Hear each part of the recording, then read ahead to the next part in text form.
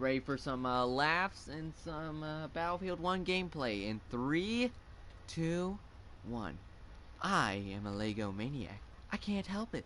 I've been building with these Danish plastic blocks for as long as I can remember. Wait, were they made Danish? Or whatever? I think they're actually Japanese. Yeah, I don't know. Oh wait, yeah, actually I think they are Danish. I collected all sorts of Lego sets. Everything from the classic Legoland, Space, to the Lego Movie. I got complete sets of 16 for every series of minifigures, plus 2 Mr. Gold minifigurines. Who's Mr. Gold? I think it's just like gold bricks or whatever. Like a gold character, you know? Maybe. That I ordered off of eBay for...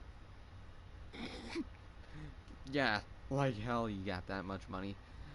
$9,999.98 each.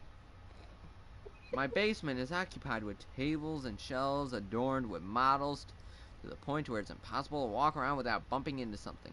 I subscribed to Brick Kicks back in 1987, and after that went out of after that went out of print, followed up with the Lego Mania, Lego Magazine, Lego Brickmaster Magazine, and now Lego Club Magazine, plus issues of Lego Adventures and World Club magazines I imported from Europe.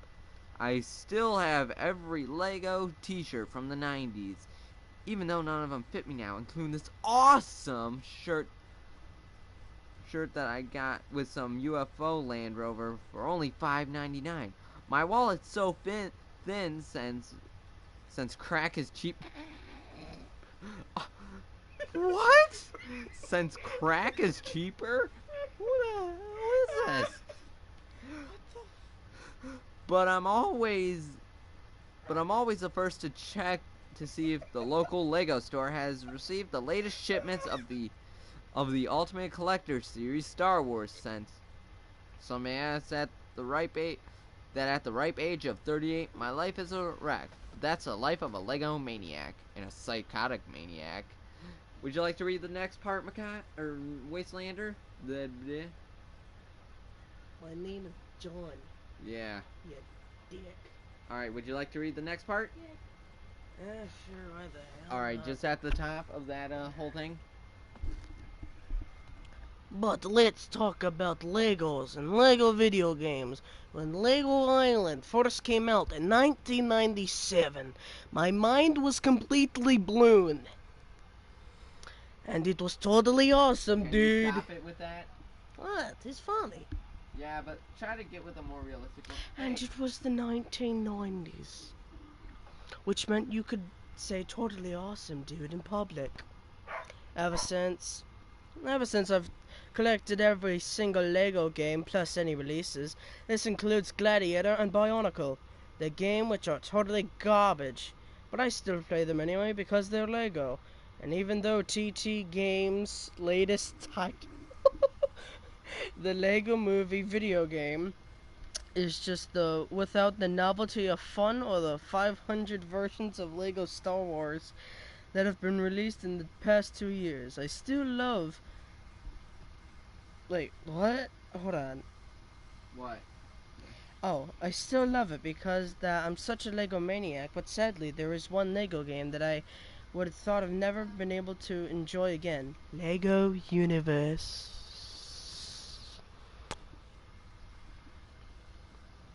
That is, until one fateful day, the past winter, I was playing the Lego Movie video game on the PC. Checking out all cool cheat codes, then unlocked Johnny Thunder, and wondering why Who's Johnny Thunder? I do not know. I think he's the guy who said, "Where's my pants?" I have no idea. Me neither. Well, he It's simply never wasn't available from the start because clearly everyone would want to play as him. It is It is a mystery why you cannot play with him unless you use a cheat code. It was about 1:53 in the afternoon when I heard my grandmother screaming, "Zachary!" There's a mailman arrived 2 hours ago. Stop playing that game and make yourself useful. Hi, do you want corn? Yes. Should I continue? Fine, Grandma! I yelled back at her, annoyed. I paused the game and went outside to collect the mail. I brought it inside the house and put it down on the kitchen table. I was expecting to find another unemployment check. Instead, much to my surprise, I found a CD case and a note, even though that it was written very messily. Though its writer was in a hurry, I immediately recognized the handwriting on the note, as it belonged to my old friend and former fellow Lego maniac, Jack. Oh, I think these are like the guys from like those old Lego commercials, you know? Zach, he's a Lego maniac. Anyway, let's move on. Zach, I've had enough of this. I can't handle it anymore. It's too much for me. I had to get rid of it somehow, but instead of destroying it myself or just selling it on eBay, either of those would probably be better than what the decision you probably made, dude. I thought giving it to you was a much better option. Please don't make me regret this decision by doing something stupid that'll end up in being written about in some lame, overly cliched creepypasta. Okay, it's self-aware. Mother of God. Please, Zach. You have to destroy this disc because I cannot for some poorly explained reasons. Poorly explained reasons later. It's the only way. Do not play it. Please, for the love that all that is holy, whatever you do, do not play it. I trust you as a friend, Zach. Okay then. Please, do not make me feel like my trust has been misplaced by going against what I am telling you. We've gotten to this point in our friendship to where we have to rely each other with CD discs. Clearly, it's beyond being best friends and telling your deepest, darkest secrets. Do not play it. Do not even think about playing it. Don't even think about not playing it. You cannot let yourself be tempted. Even though that's only a fully functional copy of Lego Universe that still works off. Oh wow! A fully functional copy of Lego Universe that still works offline. Everything else didn't matter to me as soon as I read those words. Finally, I was going to play Lego Universe again. It was a Lego Maniacs dream come true. Well, Jack made the worst mistake of his life. With that, I tossed aside the note and looked at the CD. It was blank and plain on its appearance, though the words BOB.EXE were scrawled on it with permanent black marker. I immediately recalled that Bob was the name of Lego Universe's mascot, and that only reminded me of how excited I wanted to play this game. I was rushed back to my computer and immediately exited out of Lego Movie video game. And in my haste, I even forgot to save. Not that it mattered anyway. I took out the disc for the Lego Movie video game and threw in the CD for Bob.EXE. So quickly, I nearly shattered it. To pieces in my excitement. Well, dude, you need to calm down, Zach. This opened the Lego Universe Patcher, and it started downloading some new files before it was saying it was ready to play. I launched the game, and it brought to me the main menu. Everything that I just remembered. Everything was just how I remembered it. The music was by Brian Tyler. The funny animations with the Nexus astronaut and the dragon in the background, and of course, Bob himself, standing cheerfully next to the login menu to welcome me back to this friendly unit.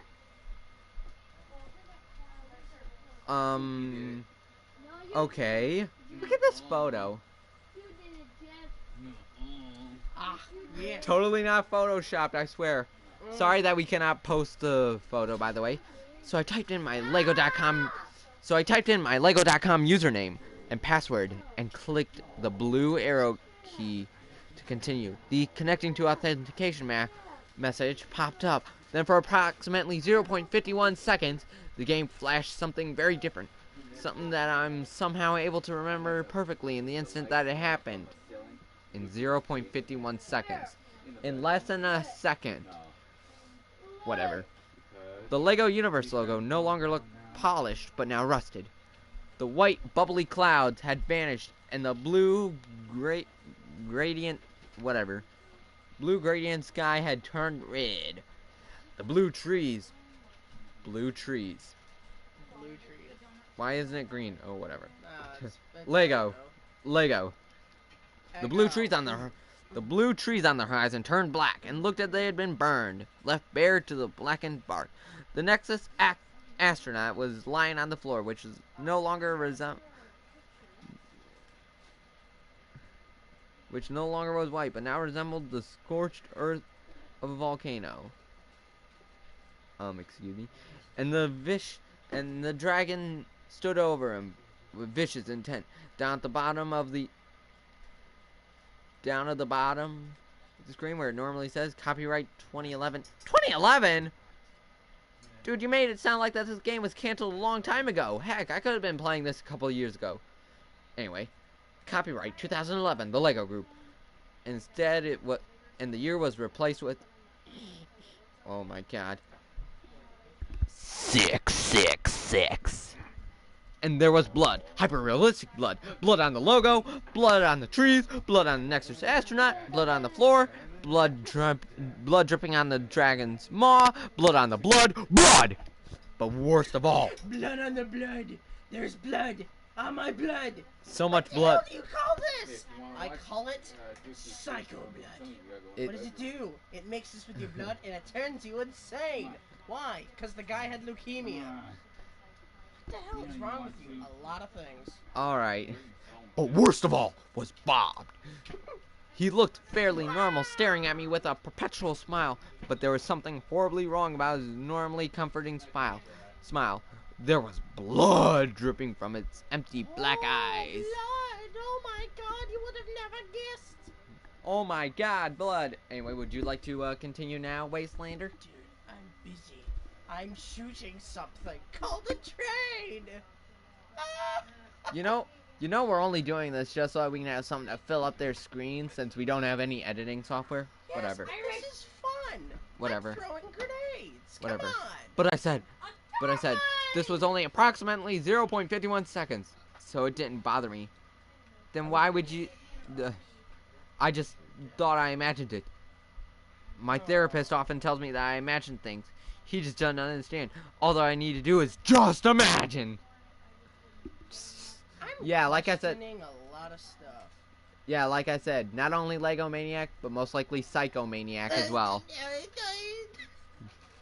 After it stayed on the connecting to authentication screen for about 10.3 seconds before moving on to my character select screen, to my surprise, none of the 4 characters that were displayed were my characters prior to LEGO Universe's closures. Instead, they were NPCs from the game, but not just any NPCs. They were Hailstorm, Vanda Darkflame, Edgy Bro, Duke Exeter, and Dr. Overbuild. His name is Mick Edgelord. And Dr. Overbuild. I don't want to... Is this even a real game? I think Lego Universe might be. I'm not too sure. In my excitement, I didn't notice right away a few things that seemed wrong in the back. In the background, there's normally a bunch of blue-tinted stick figures playing around. Here they were red-tinted and what appeared to be missing their heads. There's probably some blood, too. The background music sounded like that it was 50% slower in reverse for some reason. Dude, you must have been playing this game a lot to notice those 2 differences. Heck, I can probably notice like the music being in reverse, but after being so long, I can probably not even remember what the song sounded like. I could swear that some of the parts of the reverse song almost sounded like the ticking of a clock. But I was sure this wasn't symbolic of anything. Oh, really? I wasn't worried. So what if there were a few graphical and auditory glitches? I was going to play Lego Universe again. And I was going to play as Hailstorm and the other faction leaders without hesitation. I selected Hailstorm and pressed on the blue arrow to continue. Or rather, I would have pressed on the blue arrow, but for some reason it was red. And when I clicked on it, I could have sworn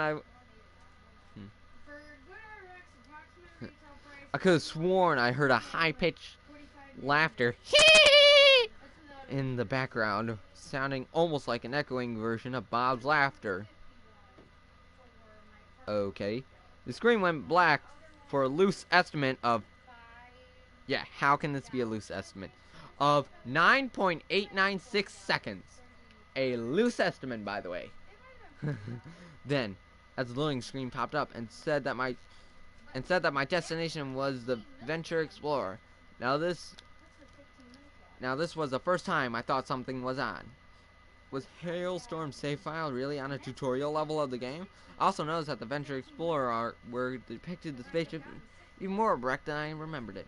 I just assumed that this was one of the new files that it downloaded, probably some cool hyper-realistic graphics update that was never released thanks to Lego Universe's cancellation. Bro, that'd be a good reason for me to not play the game. Anyway, now would you like to continue? 30 pills, 40 milligrams, right? Alright. 508 When Hailstorm spawned on the Venture Explorer, the first thing I noticed was the Venture Explorer interior was considerably more wrecked than I remember it being.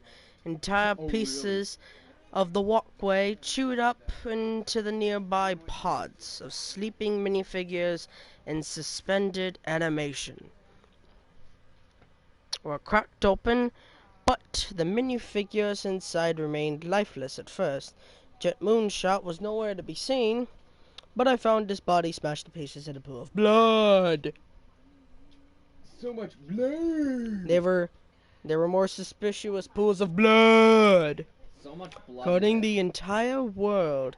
I wasn't sure what the music was, but like before, it sounded like it was played in reverse at 50% speed. How could you notice such auditory changes, bro? From a game that you haven't played in like years. What is wrong with you? Whatever, move on. I made my way to the Venture Explorer bridge where Bob was waiting for me like before, his face locked in the perpetual grin with blood dripping from his eyes. He popped one arm out from his socket to wave it at me, which I remembered being a cute little animation in vein of Legoland. But now, when Bob plopped off his arm, a fountain of blood erupted from his open socket in a manner of the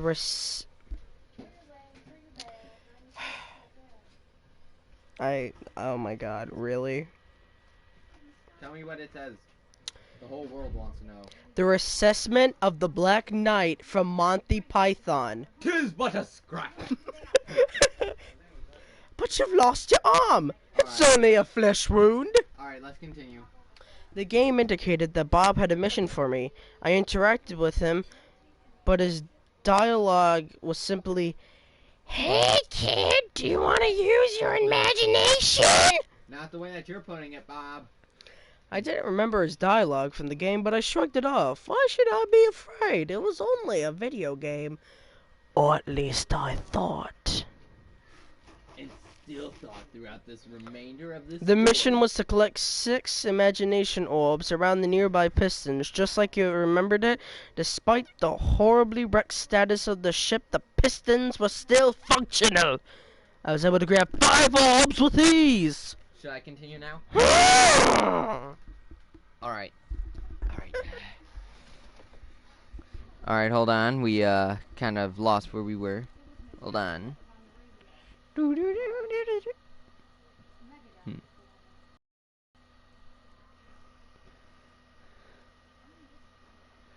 However, upon grabbing the 6th orb, Bob's face started flashing across the screen. and the game started lagging horribly as the frame rate took a nosedive. This caused me to miss a jump, and Hailstorm promptly fell into the wiring of the ship where he was horrifically electrocuted. I was seething. "That's cheap!" I yelled. "I died because of lag! Won me, Lego Star Wars, bro!" Can I be in Lego phase now? The smashed logo. The smashed pop-up appeared, but was different. Instead of bobbed, it depicted Hailstorm with a gracious amount of blood pouring out of its mutilated body. The word smashed was replaced with dead. But worst of all, the rebuild option was not available. This especially irritated me because I thought that the game was glitched and I would have to restart in order to close the pop-up, which I've already had to do enough time in the beta testing and wasn't particularly eager to relive those memories.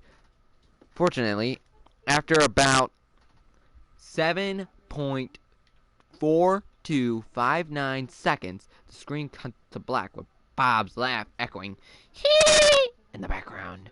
Then, approximately 10.2651. All loose estimates, by the way. 10.2651 seconds later, the game returned to the original character select screen. Hailstorm's minifigure was desaturated of color. He no longer had his usual cocky expression, but now looked depressed. There was blood dripping from his eyes, just like Bob, but most importantly, he could not be selected as a playable character. I tried for several minutes, but failed. So I decided to try another character, Vanda Darkflame. Again, as I clicked the red arrow to continue, Bob's laugh was heard. Screen cut to black for a rough. You're gonna laugh at this. A rough estimate of 9.953726 seconds. What is wrong with this kid? I have no idea. Oh wait, he's not a kid. He's a 38-year-old man living in his mother's basement. Grandmother. Still, that's even worse. This story just gets crazy. Oh my god. This story is just getting crazy, apparently.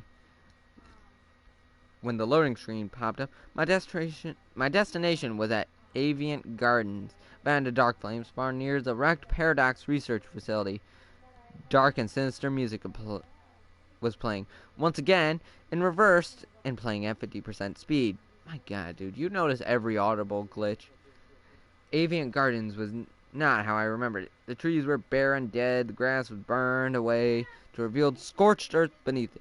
There were no birds singing. But the ground was littered with this story's about to get spooky. Littered with skeletons wearing pink pants and lying around in pools of blood. I went to find Wisp Lee expecting that he would give me a mission to find Epsilon Star Cracker. Instead, Wisp Lee was covered in bandages. Who the heck is Wisp Lee? And what is the Epsilon Star Cracker? Whatever. Just this story is just going everywhere, apparently. Instead, Wisp Lee was covered in bandages, or rather, more bandages than usual. He was wrapped in bandages from head to toe, like a mummy.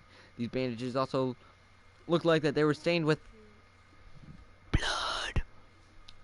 Wisp Lee did not offer a mission, but a dialogue bubble appeared over his head, saying, I guess being covered with bandages would do that to you. I ran to the Sentinel outpost, expecting to find the Epsilon Star Cracker. Instead, I found Bob again, grinning with blood dripping from his eyes, as was now becoming a norm. He had a mission, accompanied by the dialogue. Calling for help from Sentinel? They won't help you. What the paradox is it? Isn't it? This made no sense, but I ignored it. The mission was to build a satellite beacon to call in Sentinel flight airstrike. I found one of quick builds fairly quickly and assembled it. Satellite beacon made an unusual sound which sounded like an 8-bit version of Bob's laugh. My God. Moments later, I heard a familiar sound of Sentinel flight zooming overhead. However, instead of aiming for the nearby Stormlings and Stormling mech, Sentinel flight bombed Vanda Darkflame instead. She screamed as she was consumed in the explosion. And when the dust fell, there was none but a pool of blood where she had once stood. Bob's face flashed on screen for nearly... How bigger are these numbers going to be? 0.3141592 seconds when this happened. Oh, come on, I grumbled. Do you really expect me to buy that? Yes, Zach. The smashed pop-up appeared. 1v1 you Lego movie. The smashed pop-up appeared, looking at as it did before with dead text, lots of blood. However, this time it was Vanda Darkflame depicted in the pop-up. Just as before, there was no option to rebuild, and I had to wait roughly 6.7385937 seconds before the screen cut to black, with Bob's laugh echoing in the background. About 10.2948571 seconds later, I was back at the character select screen. Like hail. Vanda Darkflame's minifigure was desaturated, depressed, and crying blood. She wasn't playable anymore either. So I moved on to the next character, Duke Exeter. I clicked on the red arrow to continue. Bob laughed on the screen and cut to black for nearly 10.04867397 seconds. The loading screen indicated that I was going back to Aviant Gardens. This time, Duke Exeter spawned near the Sentinel base camp. The background music sounded more like it would have been calm and relaxing, but instead sounded ominous and forbidding due to the fact that it was, once again, slowed down and playing in reverse like the other song. Most of the Sentinel faction members were dismembered, lying in pools of blood, which caked the ground and the walls of the camp. Deciding that I didn't want to remain in the Sentinel base camp, I made my way to the tunnel where the assembly monument. However, the jump pad required to pass the tunnel indicated that I needed Theo Balfour's permission in order to use it. Seeing that Theo Balfour lying decapitated in a pool of blood, and probably wasn't up for much conversation. Oh no shit, Sherlock. I guess I was stuck in the Sentinel base camp for now. Turning around, I noticed Bob Bloodnull was standing in Beck Strongheart's place. Once again, he had a mission for me. I was getting rather tired of this pattern, but since I had nothing better to do, I grudgingly accepted. His mission dialogue was simply, "You cannot survive forever, you know." Oh, really, Bob? Would you like to continue, Wastelander?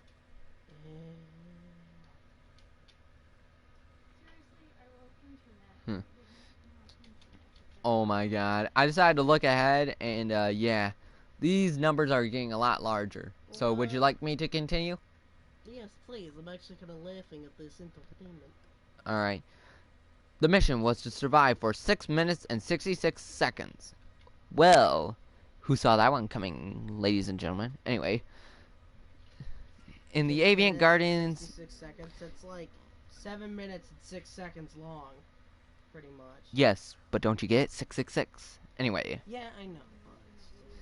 In the Aviant Garden survival instance. This sounded like no real challenge to me, but who previously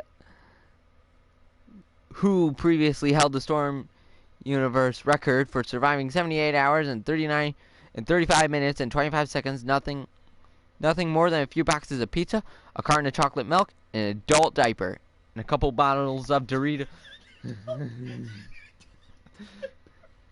I'm pretty... Adult diaper.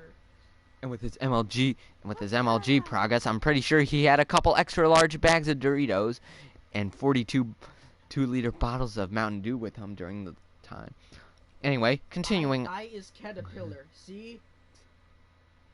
Anyway, continuing on to the story. I started the survival instance, and Duke Exeter spawned in the battlefield. However, upon initiation, Bob's face flashed on his screen for about 0.93786935938 seconds. Geez, how are you able to... whatever. Rough estimates, folks. And suddenly, Duke was instantly overwhelmed by an impossibly large horde of dark spiderlings that killed him in a blink in the eye. Hey, that's no fair! 1v1 me, Lego Indiana Jones. Like Indiana Jones. What the hell? I yelled at the computer screen. What the hell? There's planes crashing on my caterpillar. Anyway, that's clearly hacking. And the altered smash screen popped up again. This time, starring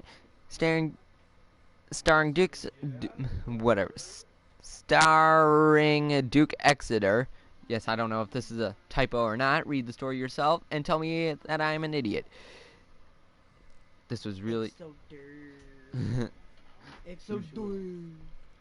And was really starting to lose its novelty, becoming more of an annoyance than anything. The screen cut to black with Bob's laugh echoing in the background, which was seriously starting to grind my gears. Yes. Zach! I heard my grandmother yell from the other room. Take a break from that game. It's time for your nap. Oh, come on, Grandma, I shouted back. I'm 38 years old. I don't need a nap. Young man, she echoed. So long as you live under my roof, you will live under my rules, and it's time to take your nap. What is this? I have no idea. I'm calling this Grandma Rampage 3.0. Knowing it wasn't worth arguing, since I always lose arguments against my grandmother anyways, I grumbled to myself. I shut down Bob.exe, got up from my computer, and walked 2 feet from the couch, and laid down upon it. I stood in the void, freezing cold, pitch black. At first, there was deafening silence, but then I heard voices crying out in terror. I turned around, and was startled to see Hailstorm, Vanda Darkflame, and Duke Exeter standing before me. They were all drained of color, save for the bright red blood gushing from their empty black eyes. My goodness, I had the hiccups. They reached out for me, wailing in pain and agony. I was powerless to stop them. And then I heard an all-too-familiar laugh. I turned around, slowly, to see Bob. He was grinning sadistically as hyper-realistic blood streamed down his face. But you're in a dream. How can it be whatever. Dreams can be anything, bro. Dude, look, I have a passenger. Alright. Alright, as we take a quick pause to notice this hilarious glitch right here. Alright, let's continue. There is a man sitting in my shovel bay. Anyway. No, that's not an innuendo. Anyway, let's continue. He spoke with a voice that sounded like the grinding of bone. Don't you see how much fun it is to use your imagination? I was too terrified to reply. I couldn't even run. Yes, Zach, you are at my mercy now. It won't be long before... Wait, what? I noticed that Bob was confused in something, so I turned around, and to my surprise, I saw... What? A big yellow Lego. No, I'm sorry, Wastelander. You gotta see this. You gotta read it. Hold on. All right, read back from the top of it. Oh crap! I was too terrified to run. I couldn't even. Oh no. Wait, what? I noticed Bob was confused.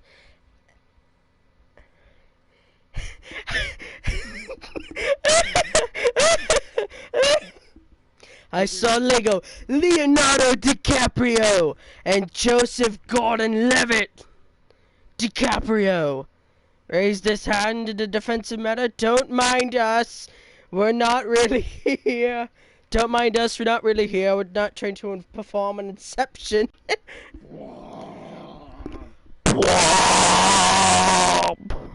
That's gonna hurt their ears, dude. Yeah. Anyway, continue reading. Blah, blah, blah, blah. Pretend we don't exist. Blah, blah, blah. Excuse me? I'm trying to be super creepy right now. You guys are ruining my spooky atmosphere. Alright. Do you want me to continue? I'm dying. Help me. But it was too late. I realized that Bob had no power over me. It was just a dream. And when you know you're dreaming, you can take the dream in any direction you want. And it shows a crappy drawing. With a sly chuckle, I snapped my fingers and turned Bob into a potato! Turn Bob into a delicious potato. I then took off in flight like Superman. And went in all sorts of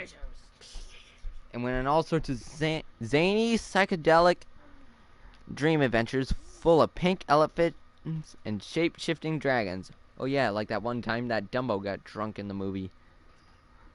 Dumbo. An elderly interdimensional ruler who believed in literal blind justice, a cult who were accidentally worshipping Unikitty.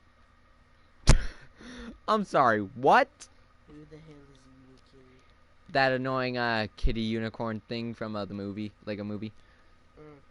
A bunch of ghosts arguing over whose house they were haunting. Alright, that seems rather normal-ish. Some mischievous gremlins who are backing up in sewage pipes in Lego store that had every single Lego set, including those that don't even exist, but always smelled musty for some reason. Everything was awesome. Everything is cool when you're part of a dream. Potatoes.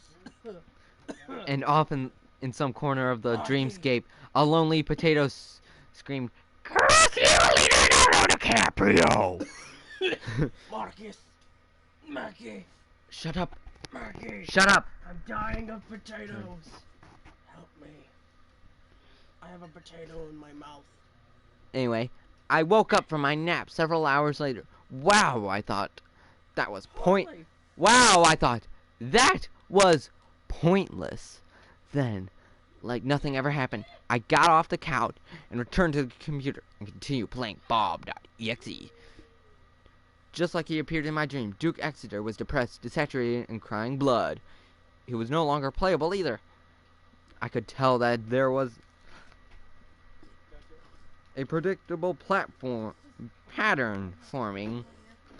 But since I was bored and had nothing better to do, I decided to select the final playable character, Dr. Overbuild. He was overbuilding his steroids. As I suspected, clicking the red arrow caused Bob to laugh, and the screen cut to black for about... Alright, get ready for a minute of numbers.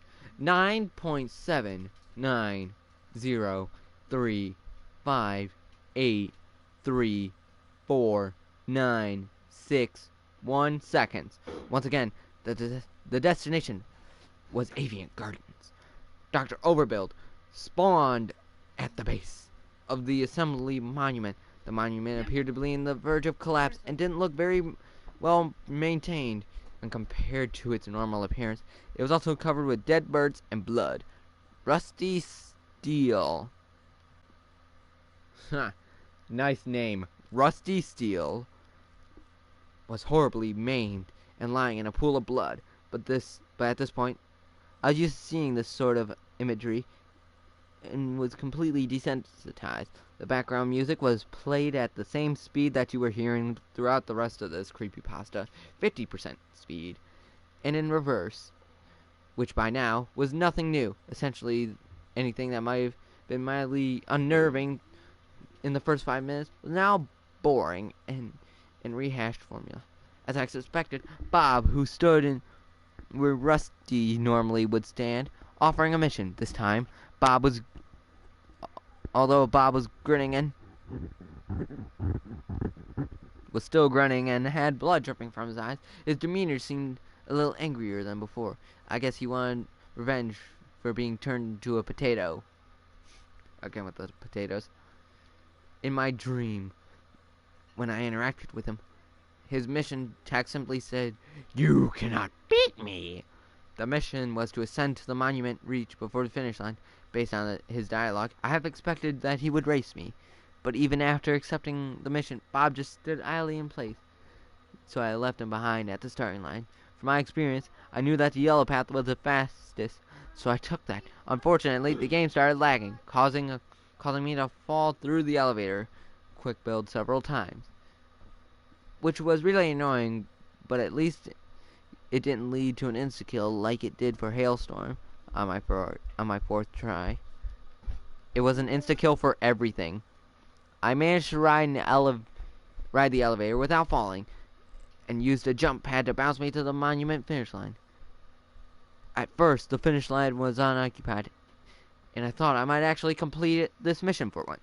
But for less than 0.4938673957123 seconds before I reached the finish line, Bob's face flashed on screen. In an instant, teleported to the finish line. Dr. Overbuild was too slow and lost the race, and as a consequences for his failure, Overbuild was smashed, and his pieces fell to the floor in a pool of blood. I was perplexed. I was perplexed. Really? Overbuild died because he lost the race? That has to be the lamest and cheapest death so far. The altered smash pop-up with blood appeared, as expected. Dr. Overbuild was unfortunate subject depicted, and as expected, the screen cut to black as expected. Okay, can we just get this over with? I grumbled, tired of the pattern by this point. There was no more surprises, just rehashing the same tricks over and over. Then, after a loose estimate of 15.3149286930042 seconds, loose estimate, the screen changed to the most unpleasant image. The image showed a hyper-realistic version of Bob standing in the void of the maelstrom. It was so hyper-realistic. You could make out every wrinkle of his yellow skin, every crease and fold on his red shirt, on the proportions of a Lego minifigure. This hyper-realism fell straight into the territory of Uncanny Valley. And his face, his wide, empty, pitch black, hyper-realistic eyes with hyper-realistic blood gushing from them, were staring right at me. From them, Everything's hyper-realistic in this thing. heck, this story's hyper-realistic. I'm hyper-realistic in this case then. Does that mean my potato is hyper-realistic? Alright. 1v1 me in a hyper-realistic Lego game. What about my potatoes? Alright. Dang it, they messed up my potatoes. Those were Sam seeds. Now, How am I supposed to make mashed potatoes now? alright, let's continue on with this Trollpasta. Hyper-realistic eyes with blood gushing from them were staring right at me. Right through the fourth wall of the game, he grinned like a hyper-realistic psychotic murderer. Hyper-realistically, with edges of his hyper-realistic lips stretching past his hyper-realistic skull and revealing crooked hyper-realistic teeth resting in a hyper-realistic void. In this hyper-realistic Trollpasta, read by hyper-realistic narrators, in this hyper-realistic story, in this hyper-realistic universe, void of black emptiness, and his hyper-realistic teeth were freshly caked with hyper-realistic blood. I could do nothing but stare at this gruesome image for approximately, oh my god, 30.285938571935385 seconds. Then, as Bob's laugh echoed in the background, horrible and demonic text appeared superimposed on this image. I am Bob. I was too shocked to speak and simply stared. I was too shocked to speak and simply stared at the screen. Stared at this message in horror. Only now did I realize what a complete and utter waste of time this was. And as soon as I found my voice, I made sure Bob knew it. Really? Really? You are Bob? Gee, I would have never guessed. Thanks, Captain Obvious. You saved the day. What was the point of this? I just wasted my time, sat through all that blood so that Bob could go on a quest of self-discovery? Maybe you should have said, I am blood, instead. Now that would have made more sense, given the game's obsession with blood. Man, this is stupid. What was I thinking? What a load of mega blocks. That's it.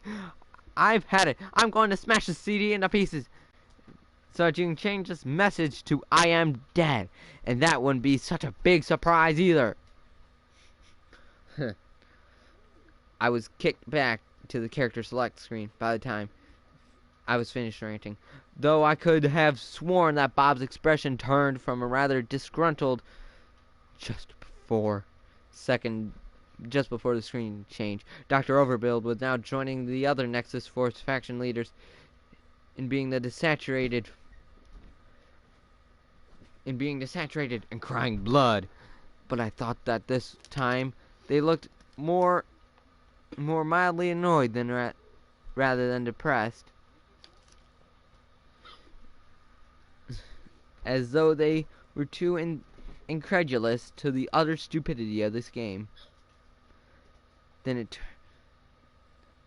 turned out I didn't need to shut the game off myself, because my computer spontaneously shut off on its own. So I couldn't turn it back on. So I started muttering curses under my breath, because now I'm pretty sure that this game was so bad it broke my computer. As I turned around and pulled out my cell phone to call the local computer repair shop, then I heard a voice right behind me, barely louder than a just imagine. I turned around again to see where the voice came from, and what I saw sitting on my computer desk, staring right at me, was a Bob minifigure, smiling with blood underneath its eyes. Just imagining how much money I could make auctioning it off on eBay. Well, that was a rather weird Trollpasta, and a rather good one. What do you think of it, Wastelander? Sucked. Well, of course, there's supposed to suck. That's the whole reason why. Well, it's supposed to suck. Well, yeah, I'm just saying, it sucked.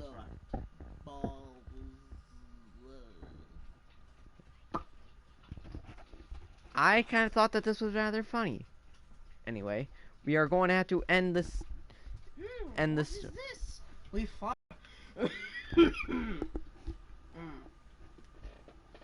Stop!